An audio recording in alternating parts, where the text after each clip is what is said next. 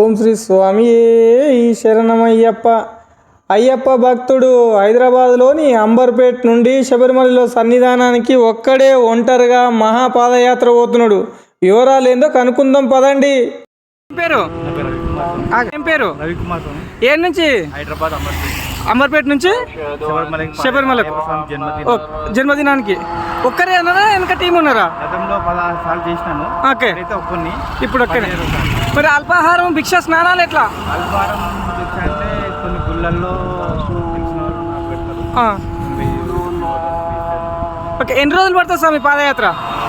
6 రోజులు పడుతుంది. ఓకే, మీరు ఏ రోజు ఇరుముడి కట్టుకొని బయలుదేరారు? 3 రోజులు అయింది. 3 రోజులు అయింది సార్. 3 రోజులు హైదరాబాద్ అంబర్పేట నుంచి చర్చలకు వచ్చారు. ఓకే, ఎలా ఉంది స్వామి ఆరోగ్యం? అదంతా మంచిగా ఉందా? ఓకే, స్వామి శరణం స్వామి. మీ యాత్ర శుభప్రదం విజయవంతం కావాలని కోరుకుంటున్నాము. ఒక్కరు పోయే సాహసయాత్ర కాబట్టి జాగ్రత్త, మధ్యాహ్నం పూట నడవకండి. ఓకేనా? స్వామి శరణం స్వామి. మీకు ఆ అయ్యప్ప ఆశీస్సులు ఎల్లవేళలు ఉండాలని కోరుకుంటాం. హైదరాబాదులోని అంబర్పేటకు చెందిన రవికుమార్ అనే అయ్యప్ప స్వామి అయ్యప్ప మాల వేసుకొని 3 రోజుల కింద హైదరాబాద్ అంబర్పేటలో ఇరుముడు కట్టుకొని శబరిమలకు ఒక్కడే ఒంటరిగా మహాపాదయాత్ర పోతుండు. జడ్చర్లకు దగ్గరలోకి వచ్చిన తర్వాత మన కంట్లో పడ్డాడు.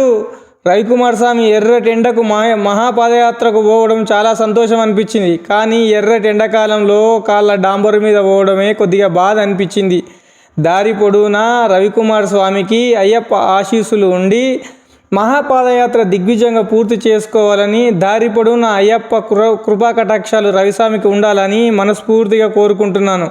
మీరు కూడా ఈ అయ్యప్ప స్వామికి అయ్యప్ప కృపా కటాక్షాలు ఉండాలని చెప్పి కోరుకోండి ఫ్రెండ్స్.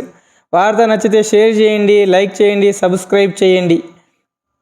స్వామి శరణం అయ్యప్ప శరణం అయ్యప్ప శరణం స్వామి శరణం భగవాన్ శరణం భగవతి శరణం ఈశ్వర శరణం గురుభ్యో నమః.